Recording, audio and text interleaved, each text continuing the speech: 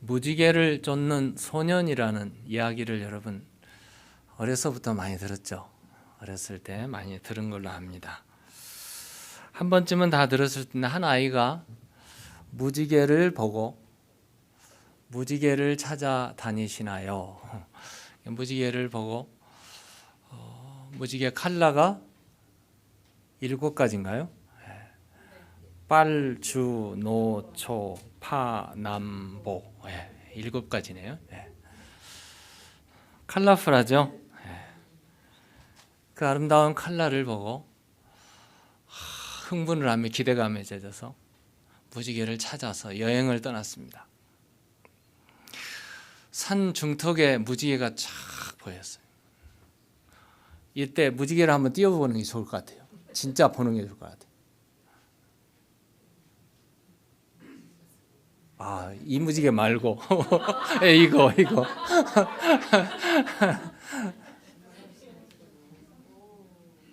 산중턱에 무지개가 보여서 달려갔더니 잡을 것 같았는데 그 건너편 산에 있는 거예요. 그 무지개가 건너편 산으로 또 막 달려갔어요. 그랬더니 이번에는 그 무지개가 들판에 있는 거였어요. 야, 들판에 가면 잡나 보다. 이제 산 2개를 넘었으니까. 그래서 들판으로 가서 무지개를 잡으려고 딱 가보니까 무지개는 여기처럼 골짜기에 딱 걸쳐 있는 거였어요. 가도 무지개는 여전히 똑같은 거리에 계속 있는 거였어요. 결국 그는 결코 잡을 수 없다는 것을 깨닫고 돌아왔는데 그 시기가 백발이 되어서 돌아왔습니다. 이게 무지개 얘기죠. 무지개 얘기. 옛날부터 무지개는 인간의 갈구와 꿈의 상징이었습니다. 꿈을 꾸는 꿈, 그리고 욕망, 이게 무지개로 나타나는. 그런데 오늘 본문에 보시면 구약 본문에 나타나는 무지개는 인간의 갈구와 욕망의 상징이 무지개가 아니고, 오늘 나오는 무지개는 하나님의 약속으로, 하나님의 약속, 언약으로 우리에게 보여주시는 거였습니다. 우리는 그동안 창세기 강의를 통해서 하나님께 천지를 창조하시고 또 보시기에 아름다웠다 했는데 범죄한 이후부터 세상은 아름답지 않았습니다. 부패하고 타락하고 썩고 도저히 참을 수 없는 죄악이 극에 달했고 썩고 냄새나는 일들이 하늘을 사무쳤어요. 그래서 하나님께서 세상을 심판하시기로 작정하셨는데 그 심판의 도구가 홍수였습니다. 노아와 가족 모두, 그리고 암수 1쌍씩, 그리고 정결한 건 7쌍씩, 그렇게 해서 그 모든 것은 노아의 방주에 다 들어가라고 그랬고, 방주에 들어간 모든 그 소수의 사람들 외에는 모두 지구촌의 모든 사는 사람들은 다 죽었습니다. 지구촌 대기권 커다란 변화가 일어났습니다. 900세까지 살았던 사람들이 그 변화 이후에 300살, 200살, 120살로 수명이 줄어들었습니다. 지구촌의 대변화가 일어났죠. 하나님의 심판이었습니다. 비록 세상은 멸망했지만 너와 나 사이에는 이제 끈끈한, 다시는 하나님께서 세상을 그렇게 물로 심판하고 보니까 너무나 잔인하고 끔찍했습니다. 그래서 하나님께서 더 이상 물로 심판하지 않겠다고 노아와 언약을 세웠는데, 그 언약이 증거로 나타나는 게 지금 아까 봤던 무지개로 하나님께서 보여주셨습니다. 그리고 하나님께서는 노아에게 다시 언약 속에 다시 축복을 하시는데, 생육하고 번성하라, 땅에 충만하라. 창세기 1장 2장에 하나님께서 아담에게 복을 주셨던 그 축복이 심판 후에 노아와 함께 다시 재계약을 하면서 다시 일으켜 주시는. 어쩌면 아담과 하와가 받았던 생육하고 번식하며 충만하라는 그 땅에 충만하는 그 축복은 완벽한 축복이었습니다. 범죄한 이후에 이 축복은 조금 미완성적인 그런 축복이었어요. 하나님께서 홍수 후에 노아에게 세 가지 복을 주셨는데 오늘 9장에 나타나는 말씀입니다. 세 가지 복을 주셨어요. 첫 번째 복은 생존 보존의 이 복을 주셨는데 생육하라, 번성하라, 땅에 충만하라.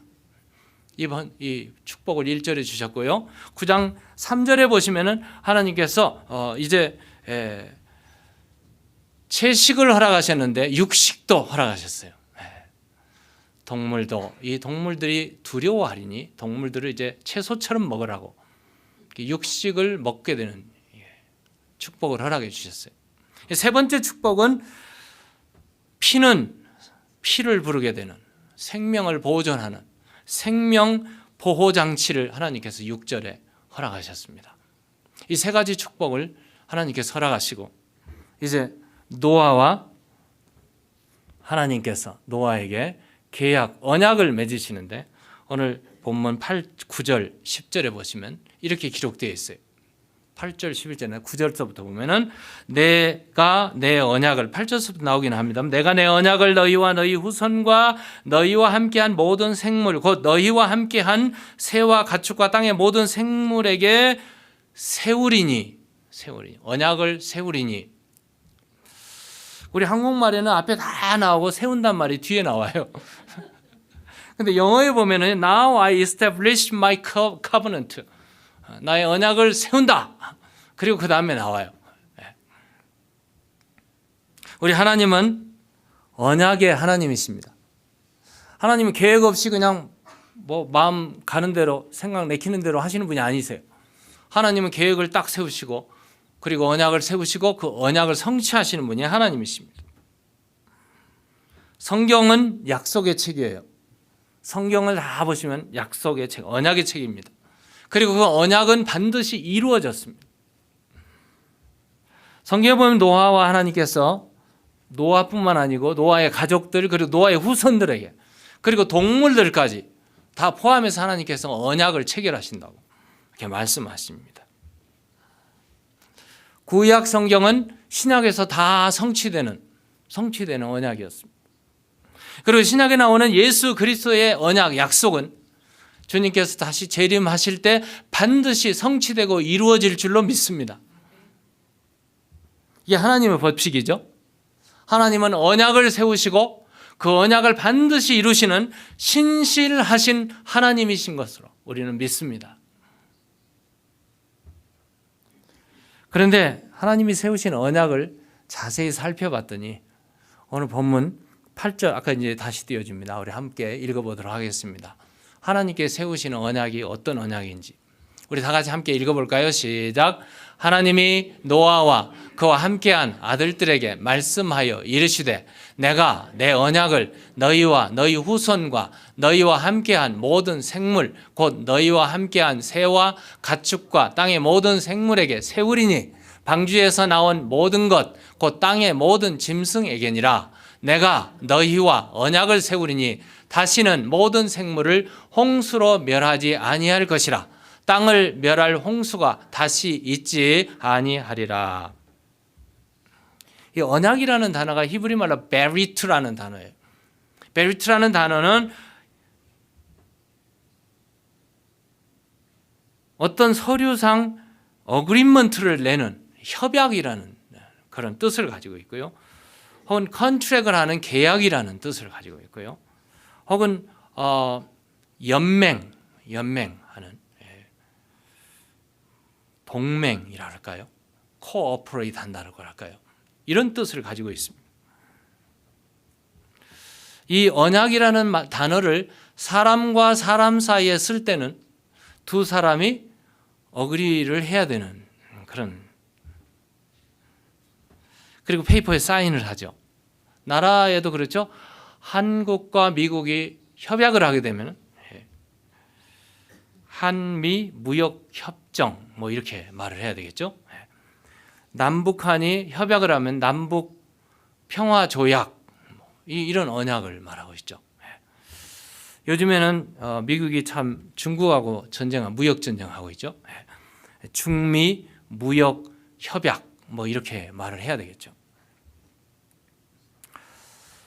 나라와 나라, 국가와 국가, 혹은 민족과 민족, 그리고 개인과 개인, 이런 그 언약을 세우는 것은 같은 동등한 이치에서 서로 어그리먼트가 주어졌을 때 사인을 하고 언약을 합니다. 근데 하나님이 세우는 언약은 그런 언약일까? 오늘 본문에 보시면 하나님이 세우는 언약은 그런 언약이 아니고 일방적인 언약이에요. 하나님이 세우시는 거예요. 내가 세우리니, 내가 세우리니. 하나님이, 우리가 다르죠. 우리가 다릅니다. 세상에서는 요즘에는 결혼을 해도 혼전 계약을 한다고 그래요. 혼전 계약을 하고 결혼을. 그렇게 해서 되는지 모르겠으나, 사업을 동업을 해도 컨트랙을 해가지고 사인을 해야 되고요. 집을 샀을 때도 컨트랙 페이퍼에 컨트랙 사인을 해야 됩니다. 은행에 론을 해도 사인을 해야 돼요. 그와 같습니다. 그런데 성경에 나타나는 절대자와 피조물 사이의 계약은 그런 계약이 아니에요. 하나님께서 일방적으로 세우십니다. 하나님께서. 그런데 그 일방적으로 세우시는 그 언약이 우리에게 해가 될까요? 우리에게 은혜가 될까요? 은혜를 주시는 언약이라는 말씀이에요. 이게 놀라운 말씀이죠. 쉽게 얘기를 하면 부모가 자식을 키울 때 페이퍼에 사인하고 키우나요? 그런 부모는 없어요. 그런 부모는 없습니다. 이게 얼마나 쉬운 답인지 모르겠어요. 하나님이 우리와 언약을 맺을 때 너와 나 사이에 사인을 하자 이렇게 안 하신단 말이에요. 하나님께서는 일방적으로 이러리라. 그리고 너가 이렇게 하면 내가 복을 주겠다. 이렇게 말씀하세요. 2000년 전에 하나님께서 일방적으로 언약을 세우시고 독생자 예수 그리스도를 이 땅에 보내주셨습니다. 그리고 우리를 위해서 십자가에 못 박혀 죽으시고 우리의 죄를 다 용서해 주시고 예수 그리스도를 믿으면 하나님의 자녀가 되고 구원을 얻는다는 하나님의 언약은 우리에게 복이 되고 축복이 되는 줄로 믿습니다. 얼마나 놀라운 언약인지 몰라요. 하나님께서 이 언약을 세우시는 누구에게 세웠을까? 오늘 본문에 보시면 노아에게 세웠어요. 8절에 노아에게, 그리고 8절 같은 절에 노아의 가족에게, 노아의 자녀들에게 세웠고, 그 다음 9절에 보면은 내가 이 언약을 누구에게? 노아의 후손들에게 세우시겠다고 그랬어요. 그리고 10절에 보면은 너희와 함께한 모든 생물들, 살아 숨쉬는 모든 생물들과 함께 언약을 세우셨어요. 그 언약을 세우신 분이 하나님이고 언약의 혜택은 바로 노아와 가족과 자손과 후손과 거기 살고 있는 기시가는 모든 생물들이 포함되어 있는 것을 말해줍니다. 그런데 하나님께서 세우신 언약을 오늘 제가 본문을 살펴보니까 8절에서 17절까지 하나님께서 내가 세운다, 내가라는 말이 8번 나옵니다. 내가라는 단어가 8번 나와요. 9절에 내가, 11절에 내가 너희와 언약을 세우리니, 12절에 내가 나와 너희와 및 너희와 함께한 모든 생물들의 언약을 세우리니, 13절에 내가 무지개를 구름 사이에 두느니 언약을 세우리니, 14절에 내가 구름으로 땅을 덮을 때, 16절에 내가 보고, 15절에 또 내가, 17절에 하나님이 노아에게 이르시되 내가 나와 땅에 있는 모든 생물 사이에 세운 언약, 이것이 증거가 되리라. 그럼 언약의 주체가 누구세요? 하나님이십니다. 언약을 세우신 분이 하나님이세요. 그런데 하나님이 노아하고만 언약을 세웠느냐? 아니에요. 아담하고도 세우셨고 에녹하고도 세우셨고 그리고 아브라함하고도 세우셨어요. 내가 너로 큰 민족을 이루리라. 그뿐 아니에요. 모세하고도 세웠어요. 내가 너를 이스라엘의 지도자로 세우고 이스라엘 민족을 해방시키리라. 하나님께서 언약을 세우십니다. 뿐이 아니죠. 다윗과 솔로몬에게도, 이사야를 비롯한 선지자들에게. 이렇게 보면 성경 66권이 전부 언약으로 가득 차 있습니다. 그래서 성경은 언약의 책이에요. 언약의 책. 우리가 잘 아는 성경은 신약과 구약으로 되어 있어. 어떤 사람은 약이니까 약 먹으라고 그래요. 파마시에 가서 약 짓지 말고 신구약을 먹으라고 그러더라고요. 또 메이크 센스 하는 말이긴 하지만, 근데 구약과 신약을 영어로 보면 어떻게 되어 있어요? Old Testament, New Testament로 되어 있습니다. 이 Testament라는 단어는 유언, 유서라는 단어 뜻이에요. 유언장이라고 말을 해야 되겠죠. 구유언, 신유언 이렇게 우리가 번역을 할 수 있는데, 제가 웹스터 사전을 봤어요. 그래서 웹스터 사전을 보니까 이따만하게 큰 웹스터 사전이 제 서재에 있습니다. 그랬더니 유언, 유서 맞는데 하나님과 사람 사이에 이 단어를 사용할 때는 의미가 달라져요. 하나님과 사람 사이에 세워질 때는 커버넌트라는 단어를 사용합니다. 성경에는 찾아보면 3만 가지 이상의 언약, 약속으로 되어 있습니다. 3만 가지 이상. 놀랬죠? 네. 그리고 그 언약은 일방적입니다. 그 일방적인 은혜가 오늘 우리에게 은혜가 되고 구원이 되고 축복이 된다는 말씀입니다. 비슷한 얘기가 요한복음 15장 16절에 있는데요. 요한복음 15장 16절에 너희가 나를 택한 것이 아니요 내가 너희를 택하여 세웠나니, 이렇게 말씀하세요. 세상 사람들은요, 네가 나를 사랑하니까 내가 너를 사랑해, 이렇게 말을 하죠. 이게 메이크 센스 하잖아요. 이게 너도 나를 사랑하고 나도 너를 사랑하고, 당신으로부터 내가 은혜를 입었으니 나도 은혜를 갚아야 되겠습니다. 이게 세상 사람들이 사람 사이에 이루어지는 것들입니다. 그런데 하나님은 그렇게 말씀하지 않으세요. 네가 나를 사랑했기 때문에 하나님은 언제 사랑했어요? 그렇게 안 사랑해요. 하나님은 우리가 자격이 없어도, 우리가 부족해도, 사랑할 만한 가치가 없어도, 구원받을 만한 어떤 일을 한 적이 없는데도 하나님은 우리를 사랑하시는데 일방적으로 사랑하신다는 말씀이에요. 하나님의 사랑은 아카페의 사랑입니다. 우리의 어떤 조건적인 만남의 어떤 사랑이 아니라 하나님의 사랑은 일방적인 사랑, 무조건적인 사랑. 그 사랑이 나를 감동했고, 그 사랑이 나를 구원했고, 그 사랑이 나를 울게 만들었어요. 우리가 하나님을 믿는다고 하지만 사실은 내가 믿은 게 아니잖아요.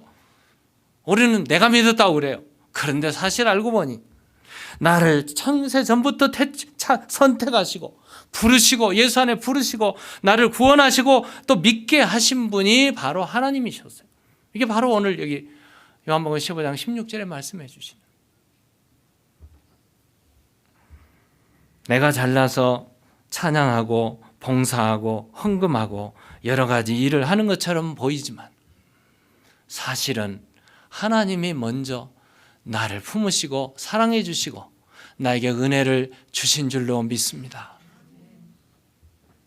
2000년 전에 그분은 무조건 오셔서 나를 이름을 부르시고 나를 선택하시고 나를 위해서 십자가에 죽으시고 내 죄를 낱낱이 다 과거 현재 미래의 모든 죄를 다 용서해 주시고 그리고 하나님의 자녀 삼아 주신 이 놀라운 사랑, 감당할 수 없는 사랑을 내가 받았기에 오늘 내가 여기 있고 내가 찬양하고 내가 그분께 예배하고 그분의 이름을 높이고 있는 거 아니겠습니까? 십자가의 사랑. 제가 고등학교 2학년 때 이 십자가의 사랑 예수님을 만나고 한없이 울었어요. 한없이 눈물이 나더라고요. 십자가를 볼 때마다, 주님을 생각할 때마다 너무너무 많은 눈물을 흘렸어요. 대학교 4학년 때 제가 그 사랑을 못 이겨서 주님, 내가 주님께 내 몸을 드리겠습니다. 헌신했어요. 그리고 목사가 되기로 오늘까지 왔어요. 그 사랑을 만난 다음에 제가 캘리포니아로 이민 왔는데 주님 사랑 때문에 아무도 없는 미지의 개척의 땅 덴버로 제가 왔어요. 이곳에 와서 숱한 고생이, 숱한 어려움이 있었지만 여전히 그 사랑이 나를 감동했고 그 사랑이 나를 하나님의 사랑으로 이끌었고 그 사랑에 눈물 흘렸고 그 사랑에 은혜 받았더니 하나님께서 우리 결혼한 지 10년 동안 애가 없었는데 하나님께 애를 주시더라고요. 10년 후에 기적을 통해서 하나님께서 그 사랑을 만났더니 하나님께서 이렇게 만드셨어요. 여러분은 어떻습니까? 하나님의 사랑, 그리스도의 사랑이 나를 붙들고 계실 때 하나님의 일방적인 그 사랑, 하나님의 일방적인 그 언약이 나에게 은혜가 되고 축복이 된 줄로 믿습니다. 그 언약의 내용이 무엇이었을까요? 11절 언약의 내용은 이렇습니다. 우리 함께 읽겠습니다. 시작. 내가 너희와 언약을 세우리니 다시는 모든 생물을 홍수로 멸하지 아니할 것이라. 여기까지 읽어도 돼요. 언약의 내용이 다시는 모든 생물을 홍수로 멸하지 아니할 것이라. 하나님이 왜 이 말을 노아에게 꼭 심어줘야만 했을까요? 노아가 이 말을 반드시 받고 약속을 보장받았어야 돼요. 왜 그러는가? 노아의 입장에 보면 그래요.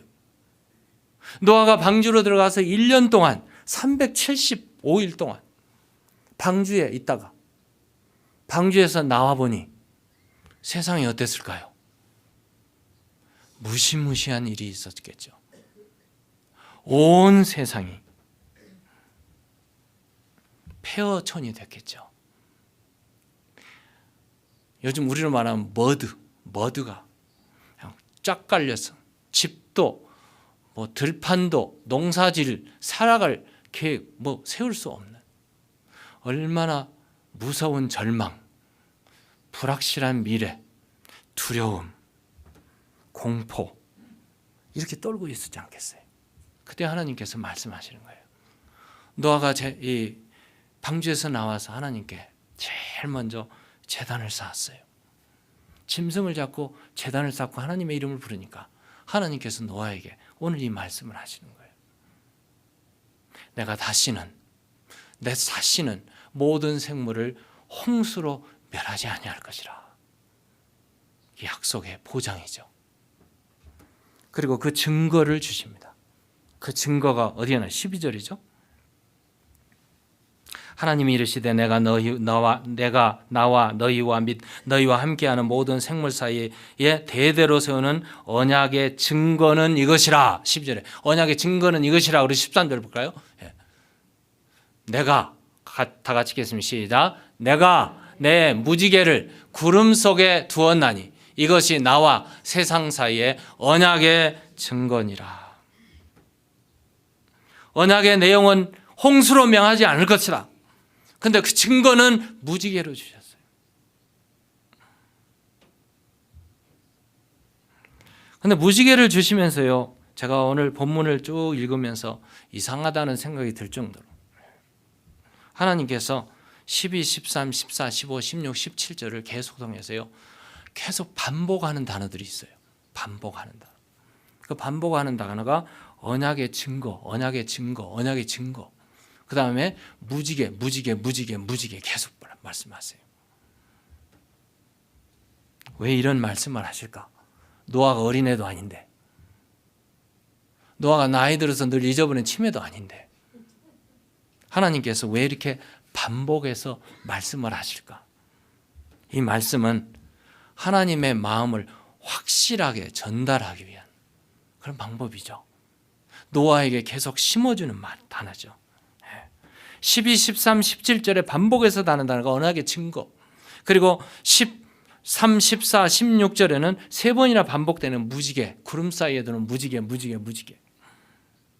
하나님은 온 인류의 생명을 보존할 텐데 다시는 홍수로 멸하지 않을 것이야. 노아야, 두려워하지 마라. 약속을 보장받은 것이요. 그래서 노아가 눈을 떠서 하늘을 보면, 무지개를 보면 안심을 했어요. 아마 노아가 1년 동안 갇혀 있다가 그렇게 살아났으니 비가 오는 날은 얼마나 두려웠겠습니까? 근데 비가 오고 나면 무지개가 떠요. 그때 노아는 하나님이 약속하셨어. 그때부터 노아의 눈은 믿음을 봐서 그거고요. 히브리서 11장 1절에 믿음은 바라는 것들의 실상이요 보지 못하는 것들의 증거라. 이 증거, 보이지 않지만 확실한 증거. 노아는 확실한 레인보우를 바라보면서 하나님의 언약, 약속을 손에 쥐고 가슴에 담고 인생을 하나하나 개척해 나가지 않겠습니까? 오늘 우리에게는 노아는 무지개를 봤지만 오늘 우리는 누구를 봐야 될까요? 무엇을 봐야 될까요? 2000년 전에 십자가에 매달리시고 죽으셨던 예수 그리스도. 예수 그리스도가 십자가에 죽으신 그 십자가를 바라보면 오늘 우리에게는 은혜가 되고 구원이 되고 죄사함이 되고 하나님의 자녀가 되고 하나님은 무지개의 언약을 통해서 인류의 모든 구원에 약속하셨지만 오늘 우리가 십자가를 바라보는 자, 십자가를 믿는 자, 예수를 영접하는 자에게 하나님의 자녀가 되는 권세를 주셨고 예수 그리스도를 영접하는 그에게 하나님의 권세가 우리 가운데 임하고 어두움은 물러가고 음부의 세력은 물러가고 마귀는 쫓겨가고 병은 물려나가고 염려와 근심은 다 사라지고 확신, 구원의 확신이 오늘 우리에게 이루어지는 줄로 믿습니다.